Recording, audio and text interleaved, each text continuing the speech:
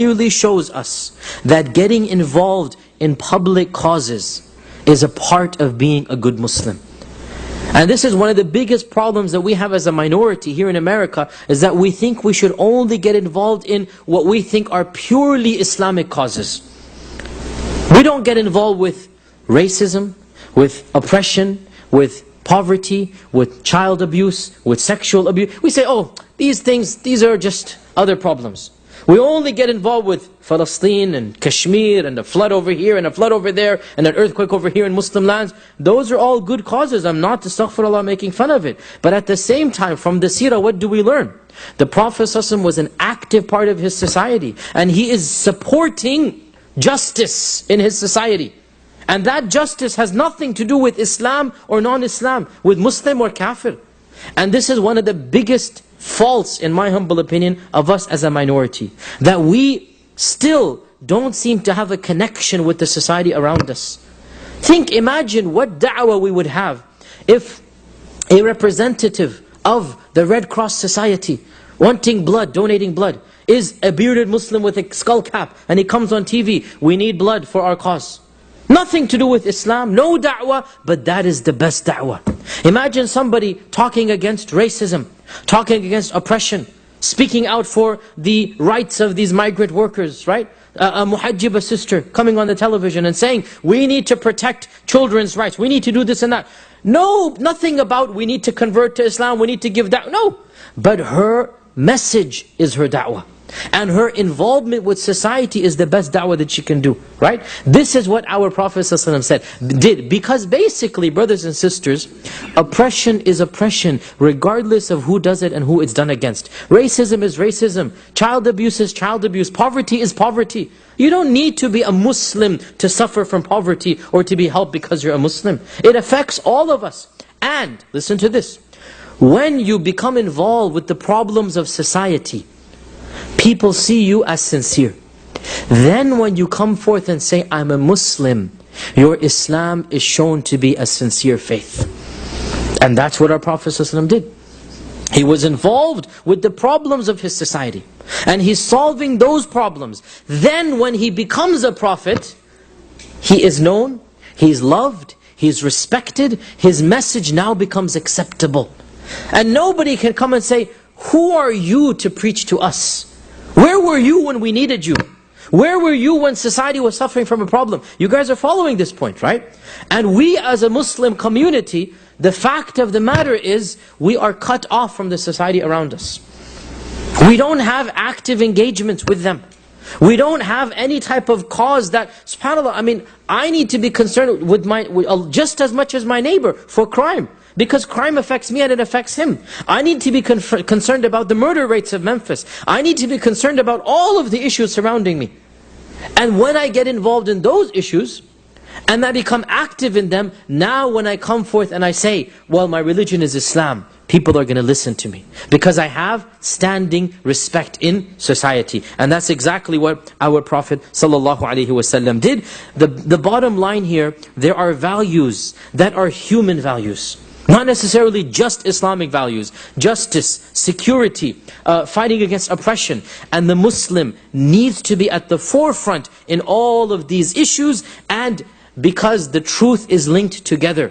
When you support justice and you have the proper theology, it will come forth as a total package. Unfortunately for us, da'wah is only talk. Preaching through theology. Preaching through talking to others. Debating with Christians and Jews about, no, this is one minuscule aspect of da'wah. And it is not the bulk of da'wah. Our Prophet ﷺ showed us what we need to do.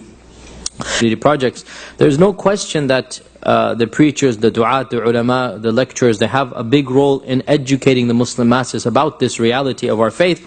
And there is no question that you are correct in pointing out that most people do not mention community activism. You hardly hear a khutbah about getting involved with the community. And in fact, not just this, you hardly hear a khutbah about a social problem. This is itself a problem. You hardly hear khutbah about something that is relevant to the community. A lot of times khutbahs deal with things that are not relevant to the people living here. And I hope inshallah I don't fall into this, because I have always tried my best, personally speaking, to always be relevant to the community and to speak of something that the community needs to hear.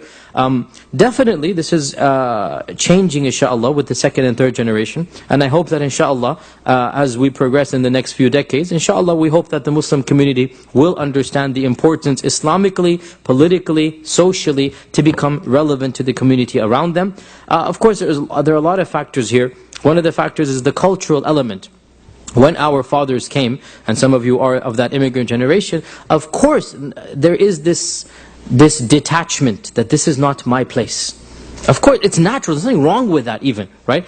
I mean, you weren't born and raised here, you know. So there's always this element of you have adopted this as your homeland. A lot of people, when they came, they initially thought 5 years, 10 years, let me just get my education, let me work 2-3 years, and those 2-3 years became 20-30 years. Some of them are still talking about going back home. You know who I'm talking about here, okay? And they still have a home empty back home, somehow deluding themselves to think that they're going to go back and live there. So when your foot is still, one foot is still back there, I mean, the fact of the matter, how are you going to become involved in a society you don't think it is your own, right? And I have said many times, I mean, for those of us who are born and raised here, this is our home, when we can think of no other. You know, that we cannot, you know, we wouldn't be able to function, wallahi, you know, I wouldn't be able to function in Karachi. You know, my parents might have lived there 20-30 years.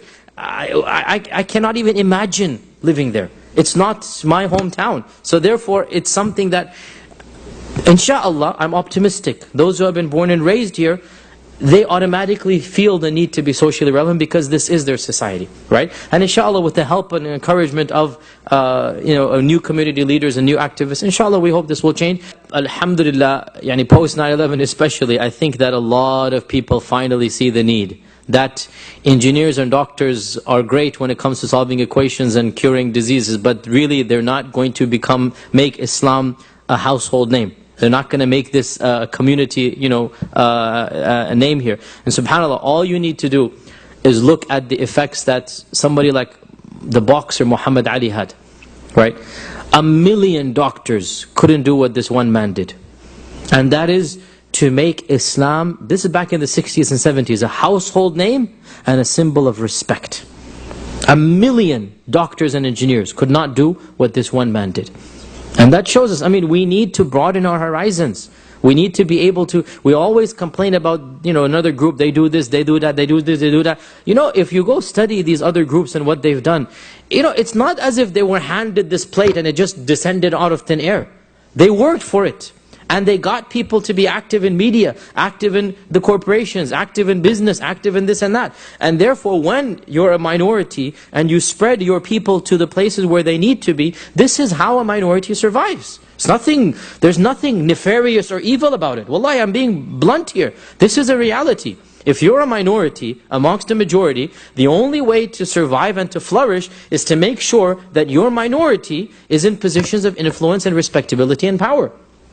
We are oversaturated with engineers and doctors, lawyers and accountants. Alhamdulillah, we need that. But there's an oversaturation. We have a whole area here that we need to fill. My thing that I'm always pushing is we need scholars and activists from the second generation. Of course, that's my passion and forte. That we need to stop importing, with all respect to our imams and scholars, but we need to start importing. We need to stop outsourcing Islam. We need to make our own teenagers. Find somebody who's bright, educated. Instead of sending him to Harvard, send him to Azhar or Medina. Pay for him, finance him. And then tell him, when you come back, you're going to be our imam. Because we need a second generation imam. We need somebody who can give a khutbah and our youth want to go listen. Not give excuses to go run away. Right? Because it's socially relevant. All of this goes back to this issue of, not just scholars and imams, but we need people involved in the media, representatives, spokespersons, everybody. And to each his own. I mean, alhamdulillah, I have a certain niche here that I'm doing this. I wish I could get involved in other things, but I can't. But every one of you should have a passion and a cause. Every one of you should have something that, look, I feel very strongly about, let's say, domestic abuse.